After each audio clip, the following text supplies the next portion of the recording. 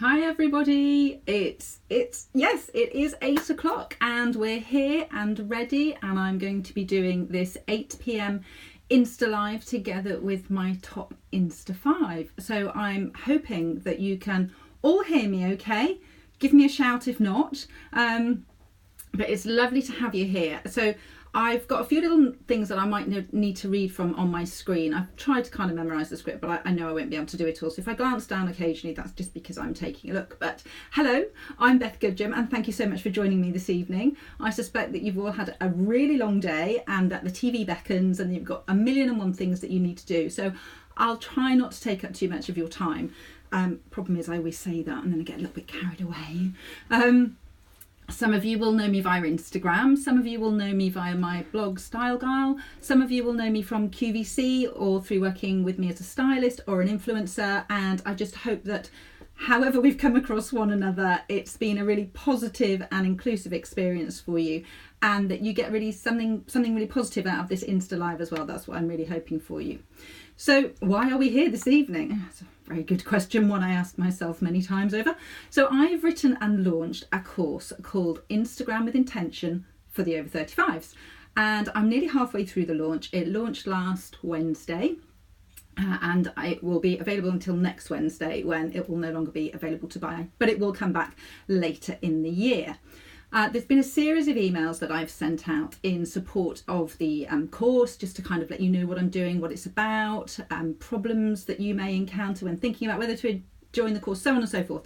But I know that we're all really busy, and so sometimes I think that it's just really nice to consume content in a different way. So maybe some of you are folding the washing right now, or loading the dishwasher, or dyeing your hair, in which case don't get any on the carpet. Yes, I have been known to do that. And I don't know about you, but I've watched webinars in the past and Insta stories and things. And the problem that I find is that somebody starts talking about something, you get quite engaged with it and you think it's going to be great. And then the next thing they tell you is you've got to pay loads of money to find out the next steps. And it's true, I do have a course that I want to tell you about, and I want to talk you through that later on if you'll let me do that. But I also want you to take something really positive away from this evening, which is why I'm going to do my top Insta-5s for you. Now, number one. So these are the things that I wish that I'd known when I started on my Insta journey. And some of them I could never have hoped to have known. It's only the benefit of hindsight that has given me that insight and wisdom. But I can pass it on to you. And I don't really think it depends. I don't think it really matters where you are on your Insta journey. I think these things are all really helpful things to know. So when I started out, I was the biggest thing holding my account back. I felt really awkward. I felt like the nerdy kid in the playground. I didn't know what to do. I didn't know what to say. I didn't know how to engage with accounts.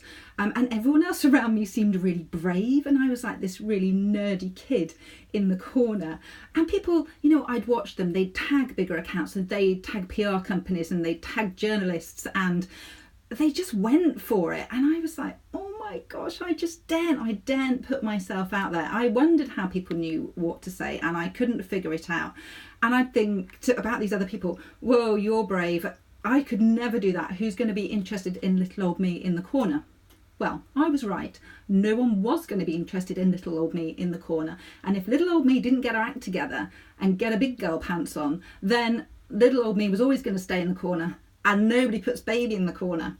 So that's my first tip. Don't let you be the person holding yourself back, because it's really easy to look around you and think that everyone's doing the right things and that everything about their account is bigger than you, is better than yours. But actually that might not be the case at all. Maybe you just need to put your big girl pants on and come out and kind of, woohoo, well, I'm here. So that's the first thing. Second thing, the time that people spend on Instagram, I think, is amazing. Some people, not everybody, but I just didn't realise when I started that some people will spend 4, 5, 6 hours a day on Instagram. They will treat it as their full-time job. And I think that is really helpful to know, because say you've got a full-time job already, and say you've got kids or elderly relatives to look after, or whatever else you've got demanding on your time, you've just got a little bit of time for Instagram. If you don't realise that other people are spending 3, 4, 5, 6, 7, 8 8 times as much time as you are on it, you won't realise that that's why their accounts are growing. And you know, the algorithm picks up how much time we're on there and how we're engaging and all these kinds of things. So if you've got 20 minutes a day, you might look at another account and think, well, their account's really similar to mine, the photos are similar, the captions similar, whatever, but they're growing massively. It's probably because they're spending a shed load more time on there. And I just think that is quite useful to know and quite comforting to know and think, okay, so maybe I am where I am because I haven't got a load of time to commit to this. And that's fine, but I think knowing it is really helpful. Okay, my third point, so this is no man or woman is an island. And Instagram is all about community. And what I mean by this is I think it's really important to connect with people who are at a similar level with you. So you've got your own little Insta fam around you. And, you know, hopefully we're all lucky. We've got lots of friends in the real world and we've got family in the real world. But Instagram is its own funny little parallel universe. And I do think if you surround yourself by people who are at a similar level to you and they understand the trials and tribulations that you're going through at that particular point in time, then that is a really positive and a really helpful thing. Because it's so easy to send them a message and say, you know, I'm feeling a little bit like this, I'm struggling like this, or do you understand this new thing they've rolled out? Because otherwise it can be quite isolating. It's weird, isn't it, in this time of massive connection that so many people can so feel really isolated. So I think just having like a little network, little team around you, little Insta fam is a really good thing. And I wish I'd known that at the time. I didn't get that at all. But yes, no man or woman is an island. I think there's a song in there somewhere. Anybody want to suggest a song title? And the ways that we can do about this are kind of meeting up in real life. That's a great thing to do. We organise some Insta meets in Birmingham now, just because loads of things are London centric. Everything goes on in London. So just organise a little meetup of local people that you can chat to. You can start a hashtag together. People do that quite a lot. You can run a competition or do anything else which is collaborative. And I think the thing is that a lot of people see Instagram as a numbers game, and it's true, the numbers are important, but that kind of misses the point. That can be quite a destructive way to go with things. Whereas if you ignore the numbers and you go out there to make friends, just learn to relax into it and have people to chat to, then that takes the pressure off massively. So number 4. So the fourth thing that well, if I'm honest, I kind of knew it, but I tried to ignore it at my peril. Instagram is a visual platform, and I know that sounds the most ridiculous and basic silly thing to say, but I came from the standpoint that because I'm quite real, I think, and I wanted my Instagram account to reflect my life as it was on a daily basis without being all super curated and unattainable and not inclusive, because that's just not what I'm about at all. So I kind of thought, right, well, I'm just going to do these things my way.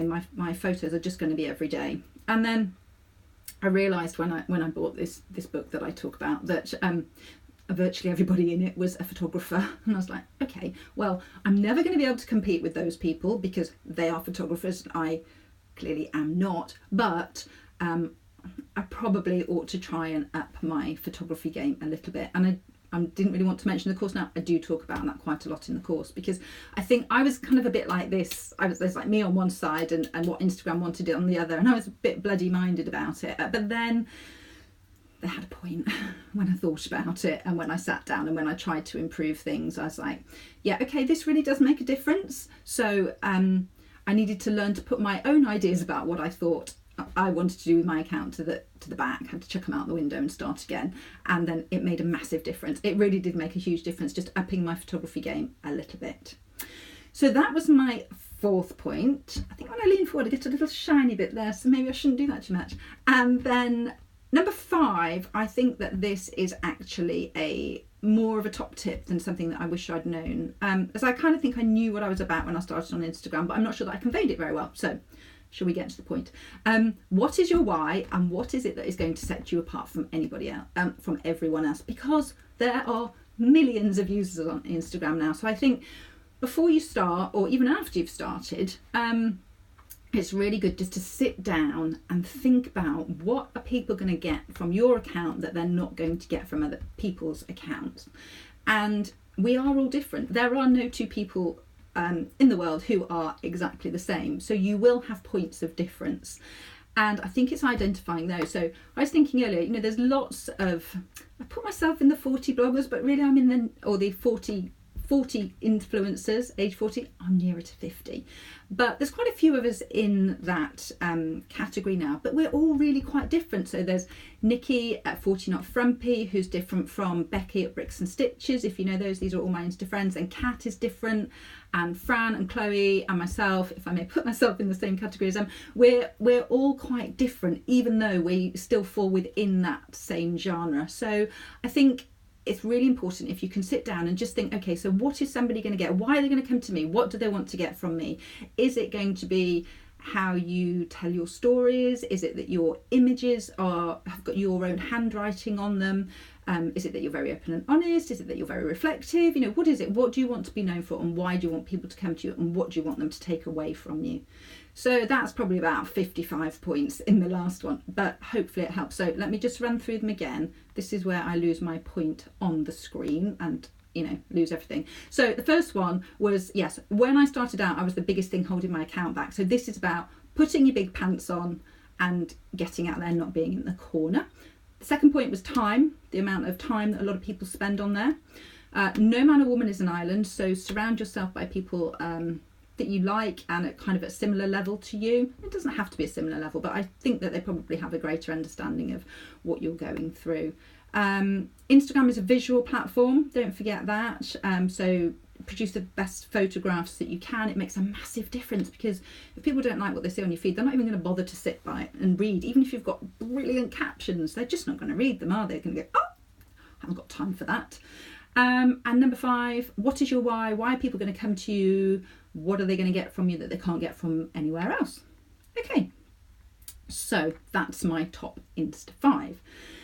Now I'm going to talk to you a little bit, if I may, about my course that I've written.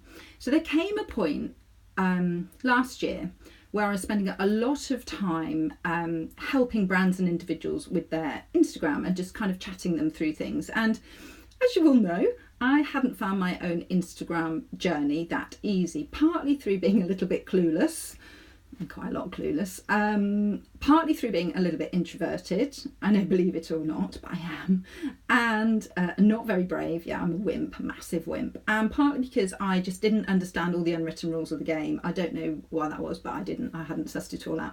And then I got to thinking that if there'd been a course out there that I could have taken at that stage, it would have made a massive difference to how I'd felt about things. And I also felt there was nothing that was written for people who were over 35. So I thought that was another kind of key point, because there's so many things that we find it harder to do as over 35s if we haven't grown up with Instagram and social media and things.